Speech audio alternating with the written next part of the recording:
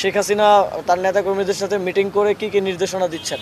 নির্দেশনাগুলো এরকম যে সরকারকে উৎখাত করতে হবে। এখানে হচ্ছে যারা আগে এ ধরনের কাজের সাথে সম্পৃক্ত ছিল তাদের তো নিজস্ব লোক আছে, তারা আবার বের হয়ে হয়তো সংগঠিত করার চেষ্টা করছে।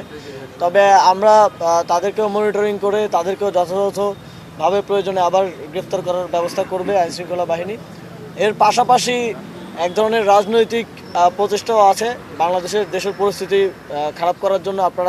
আমরা মাঝে মধ্যেই আওয়ামী লীগের বিভিন্ন টেলিগ্রাম গ্রুপের কিংবা বিভিন্ন মিটিংয়ের স্ক্রিনশট আপনারা দেখবেন। বিভিন্ন মিটিংয়ের রেজুলেশন আমরা পাই যে শেখ হাসিনা তার নেতাকর্মীদের সাথে মিটিং করে কি কি নির্দেশনা দিচ্ছেন।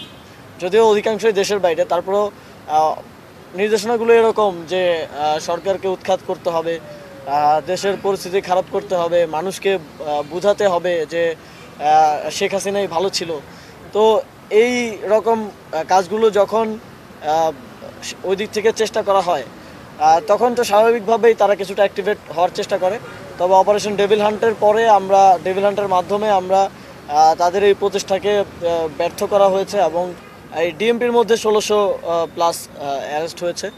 তো আমরা এটাও স্পষ্টভাবে বলে দিতে চাই, দেশের পরিস্থিতিকে বিঘ্নিত করার জন্য, দেশের এইরকম একটা ক্রান্তি লগ্নে, এরকম একটা ট্রানজিশন পিরিয়ডে জনগণের নিরাপত্তা বিঘ্নিত করার জন্য যদি কেউ চেষ্টা করে, সেটা রাজনৈতিক হোক কিংবা নিতান্তই চাঁদাবাজি ছিনতাইয়ের মতো ঘটনা হোক, সেটা কোনোভাবেই বরদাস্ত করা হবে না।